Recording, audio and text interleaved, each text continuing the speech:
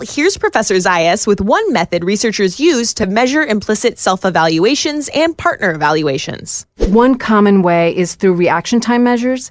So we might present participants with words on the computer screen, and we might present them with words that are positive and negative. So, for example, sunshine is a positive word, and we would just ask participants, when you see a word, tell me if it's good or bad by pressing one of the two response keys. So they see the word sunshine, and they indicate whether it's good or bad, and they press the response key.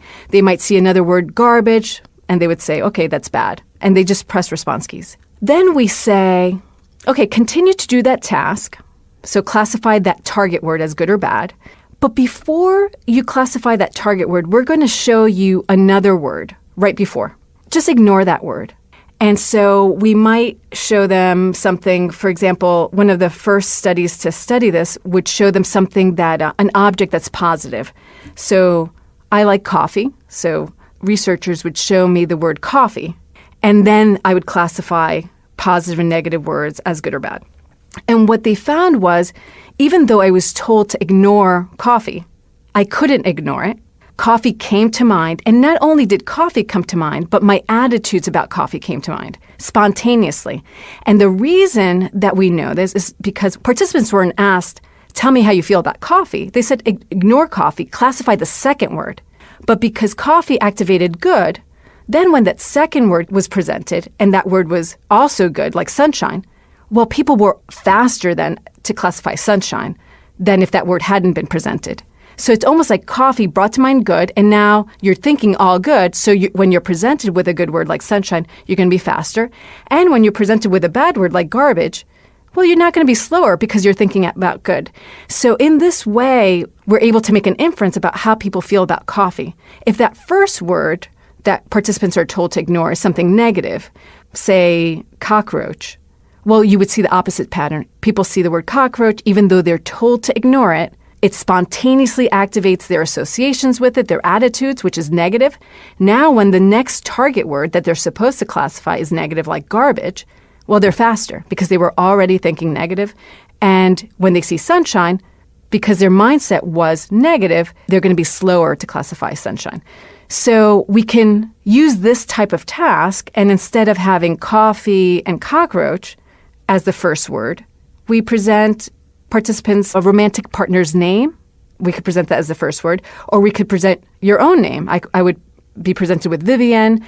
You would be presented with Cody. Ashley, you would be presented with Ashley. And then we can see what spontaneously comes to mind when you're presented with someone that you know or your own self.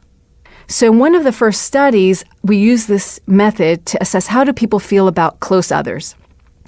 And we asked people to think about a significant other who was loved, who was the person in the world that was most liked, that they felt best about, and that they felt really good about themselves when they were with this person. And so participants named one person. They often named like their mother, their partner, their father, a best friend.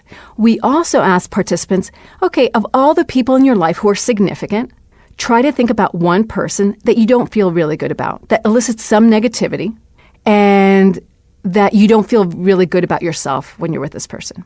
Sometimes they named their mother, an ex. And so instead of coffee, we put the names of these people in the task. And one thing that we found was, so say if I put the name of my daughter as the prime instead of coffee, what my research shows is that it activates strong positive evaluations, more so than coffee, which is great.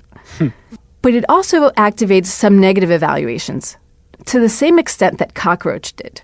Wow. And so that's very different than an object. So an object activates good, but it's not activating negativity. But a person, even the person that is the person that you love the most in this world, activates positivity and activates some negativity to the same extent that a cockroach did in our study. And so I found that to be really interesting, why someone who is so positive activates some negativity. And in that study, we also did the task with someone who was disliked and significant. And so this disliked and significant person, often, again, it could be a mother, it could be an ex, it could be an ex-friend, activated negativity, but also activated positivity. That was also really interesting to us because a negative object does not. right? A negative object like a cockroach activates negativity and doesn't activate any positivity. But when you're talking about a person who's significant, who is negative, they're activating both negative and some positive.